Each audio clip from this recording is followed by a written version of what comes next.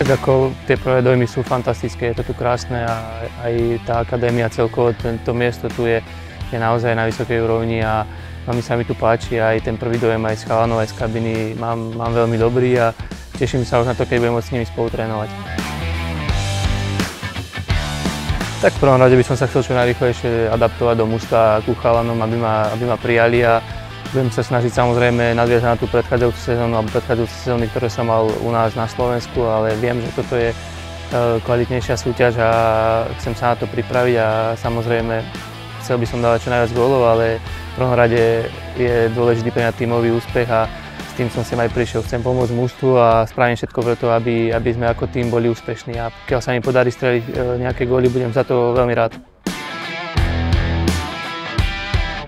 Dobre si pamätám na ten zápas, keď sme spolu hrali a už ten prvý dojem, keď sme nastúpili na tom štadióne, som si tak hovoril, že bolo by to pekné, keby som raz mohol si zahrať tu a vyskúšať si možno túto súťaž a vždy ma to nejak lákalo týmto smerom, pretože bývam možno 100 km od Budapešti, čiže mám to kúsok domov a vždy som nejak túžil potom, aby som sa na tento smer vybral a som rád, že mi to teraz sa mi to podarilo a som na to veľmi rád. A už aj ten samotný prvý dojem z toho klubu, z toho mužstva, aj celkovej tej práce tu bol pre mňa očarujúci a tak ako som povedal, teším sa na to, kedy sa budem môcť stať pravoplatným hráčom tohto mužstva a kedy budem môcť naplno zarezávať s chalanmi.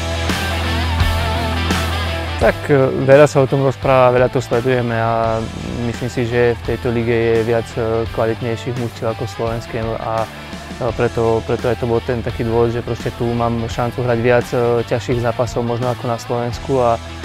tá vízia toho klubu a tá práca s tými hráčmi tu v tých akadémiách momentálne je trošku na vyššej úrovni ako na Slovensku a preto som sa rozhodoval aj tak, ako som sa rozhodol, pretože chcem opäť postúpiť o level vyššie a myslím si, že tento klub a toto mužstvo mi tu možnosť dá a myslím si, že toto je ten level vyššie pre mňa a teším sa na to.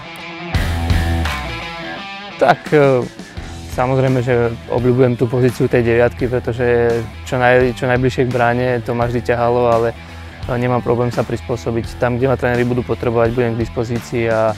to je pre mňa najpodstatnejšie.